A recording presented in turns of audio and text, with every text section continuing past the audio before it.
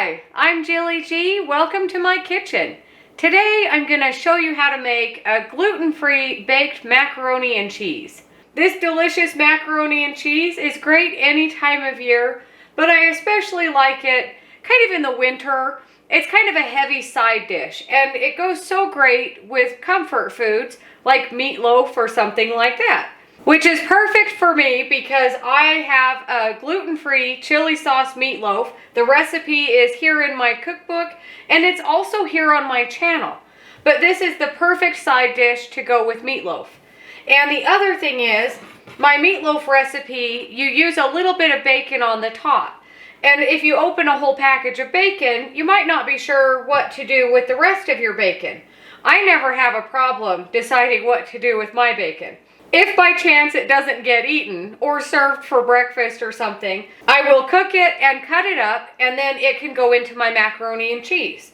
And then there's bacon in there's bacon on the meatloaf. It really goes perfectly together. You could also make this not just a side dish, but you could make it into a full-on dinner. You could put in some lightly cooked vegetables like broccoli, cut up ham, chicken, whatever you like, and then you've got kind of a macaroni and cheese casserole that is a well-rounded dinner. So I've got 3 different kinds of cheese here. This is also one of those recipes that you can make it with your favorite cheese. And then you can change it every single time you make it and use different cheeses. So I do have a big chunk of Sharp Cheddar Cheese, and then I've got kind of a medium chunk of Monterey Jack Cheese. And then I have a little teeny piece of leftover Swiss cheese. And what I'm aiming for is about 4 cups of the Sharp Cheddar, and then, between these two, about another 2 cups of cheese. So 6 cups of cheese total in this recipe. And then for the topping, actually before I tell you about the topping, I'm going to preheat my oven to 375. I do have a casserole dish here greased with butter. And then I've got a 12-ounce box of gluten-free elbow pasta. I really do like this brand. If you have a brand that you like, use that. And you don't have to use the elbow shape. I like it because it's kind of the traditional macaroni and cheese shape. But use your favorite. So I'm going to get started on my cheese here and grate this while my oven is preheating. Oh, I was going to tell you about my breadcrumbs. So I do have almost 1 cup of gluten-free breadcrumbs.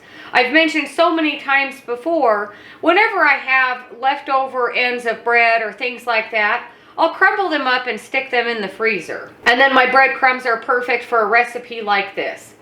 And this is finishing off the last of my breadcrumbs, so it's not exactly 1 cup, but close enough. And then I've got 2 tablespoons of butter here I'm going to melt in the microwave. Very carefully. You don't want to explode your butter.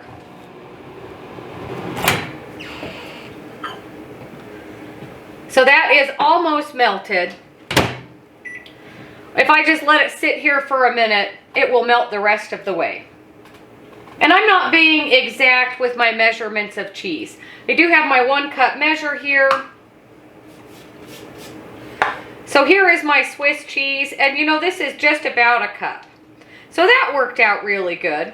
I'm going to set this aside over here and then just continue on with the rest of my cheese. Before I continue on with that, I do have a really large stock pot here. You don't need this size to boil your pasta, but it's what I grabbed and that's what I'm using.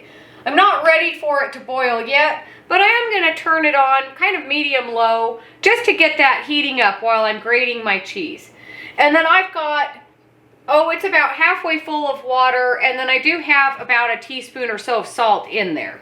So there is my Monterey Jack cheese, and it's a little over 2 cups. I was aiming for 1 cup, and there you go, I got carried away. But who doesn't like extra cheese in their macaroni and cheese? So again, I'm just going to move everything aside here, and then I can grate my cheddar cheese. Before I do that, my butter is all the way melted, and I'm just going to stir it together with my breadcrumbs. If you don't have any gluten-free breadcrumbs, you can use cracker crumbs or no crumbs at all. You don't even have to put these on the top of your macaroni and cheese.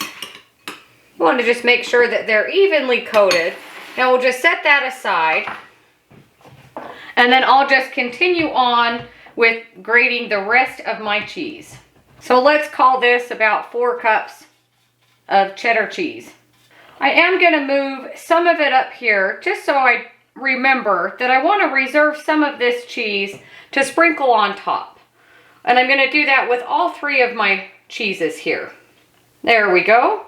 Back here, I do have 5 cups of whole milk in a saucepan. I'm going to turn this on about medium. I don't want it to boil, but I do want it to come up to almost a simmer. So just on medium. In this saucepan, I've got 6 tablespoons of butter. And I cut them into little chunks only because I just took them out of the fridge. I'm going to turn my burner on about medium high. Once the butter starts kind of sizzling like this, I'm going to whisk in a 1/3 cup of my gluten-free flour. And my oven is ready. And right here, we're just making a roux. You want to cook and whisk this butter-flour mixture for about a minute. I'm going to turn the heat off of the milk and then pouring a little bit at a time into my flour butter mixture while whisking.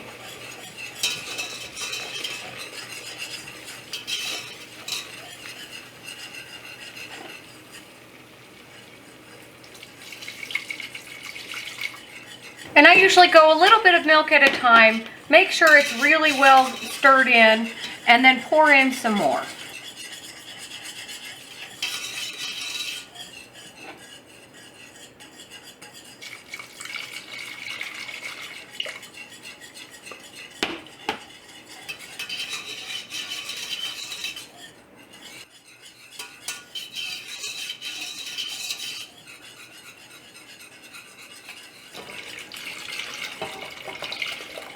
And I've stirred in about half of my milk so far. Once it gets to this point, where it's not really thickening as soon as I pour it in, I'll pour in the remaining milk.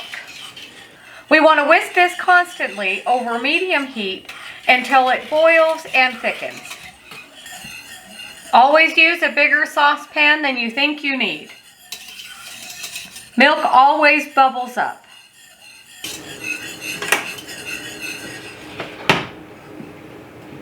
Basically, this is a cream sauce right now. I think it's called the bechamel, something like that. I'm not good at pronouncing French names for sauces. So it pretty much, it has no flavor right now. It's just the milk, butter, and flour.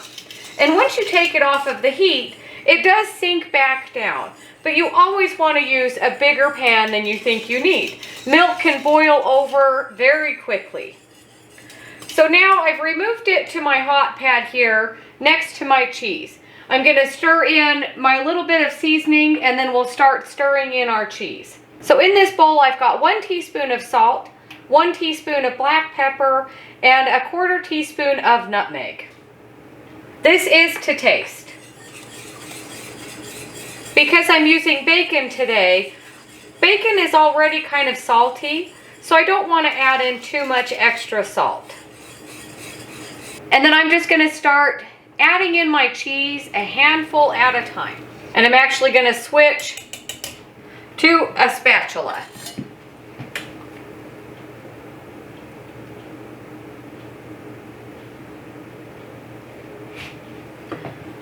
And my water here is almost up to a boil.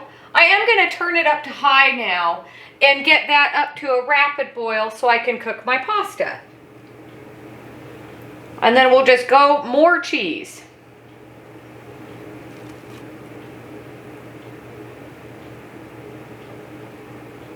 If you feel like your sauce is too thin, the cheese does help thicken the sauce.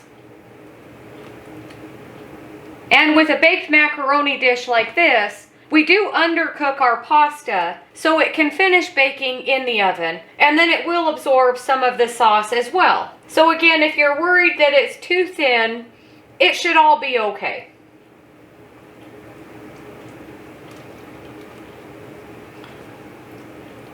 And for that matter, if you feel like your sauce is too thick, you can always add in a little bit of milk and thin it out, or even some pasta water once the pasta is cooked, and that will thin out your sauce if you feel like your sauce is too thick.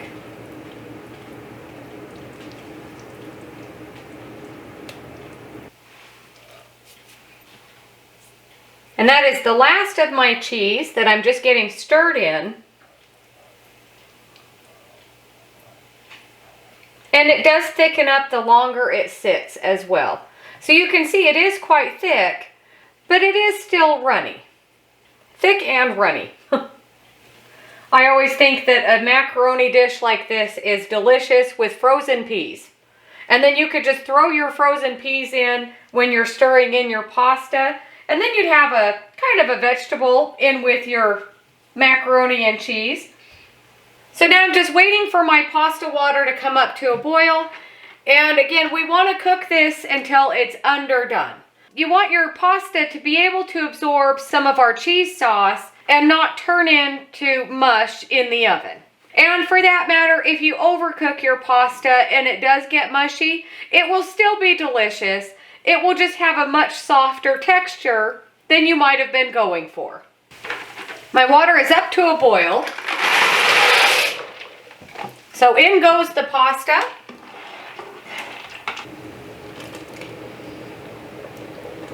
My pasta is ready. I can squish it and it still has a little bit of give to it, but it's getting quite soft. At this point, you could dip in a glass or a measuring cup or something and get some of your pasta water if you think you'll need it.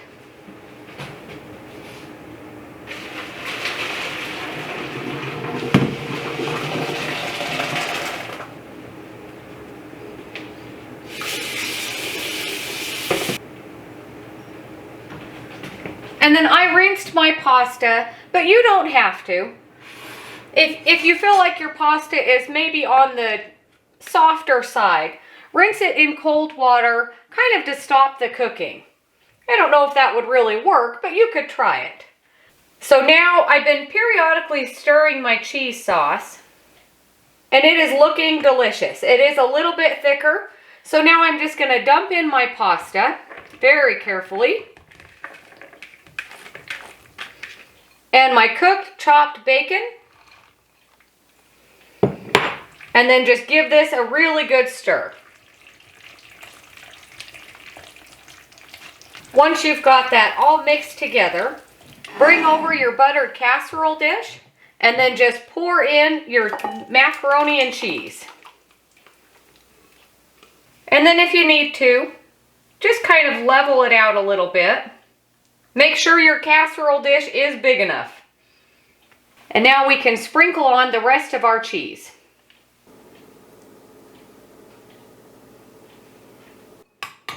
Give your breadcrumbs a stir.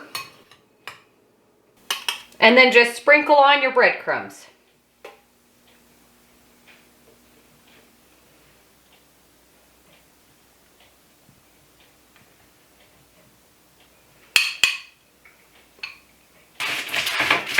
Because my casserole dish is so full, foil-lined cookie sheet is a really good idea. You never want a cheesy, bubbly mess to overflow into your oven. So now this will go in the oven for about 30 minutes.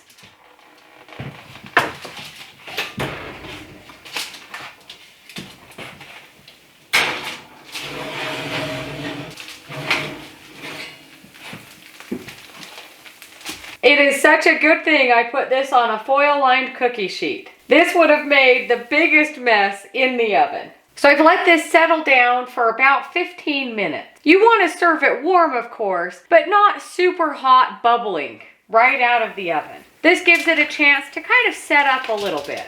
So let's give ourselves a little spoonful here, very carefully. It sure looks and smells good. And of course, the longer this sits and cools off, the thicker the sauce will get. And just the time that I've been sitting here talking to you, this little bit on my plate is already starting to firm up and not be like a soupy macaroni and cheese. It is the perfect texture for a side dish like this. At least for me. I don't like to have a macaroni and cheese soup on my plate. I like it to be able to hold its shape like this. But it still is creamy. And you can see my breadcrumbs are golden brown, although they were golden brown to begin with. And then the bacon in here looks delicious. Let's give it a bite.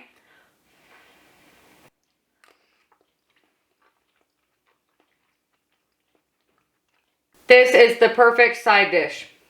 Although I would eat this for dinner just by itself like this. And because I've got bacon in here, it does make this a little bit more filling. So you could serve this for dinner. And I'll tell you, my gluten-free pasta here, it's holding its shape perfectly. It hasn't turned to mush. And then when you take a bite of it, it is the perfect amount of done. It isn't too soft and it isn't too firm. And the breadcrumbs on top, they just add a little bit of buttery crunch. What's not to like? So delicious, macaroni and cheese. And you might ask yourself, why you would dirty 3 different saucepans, make a mess of a casserole dish and a cookie sheet? But it's so worth it. It is really rich and it is really filling. But to me, it's the perfect side dish for winter when it's really cold and you want something warm like this. Like a comfort food. Let me know what you think if you make this recipe. Let me know what kind of cheese you like to use in your macaroni and cheese. But thank you so much for watching. Don't forget to like and subscribe if you haven't already. If you have any questions or comments, let me know, and I'll see you on the next one.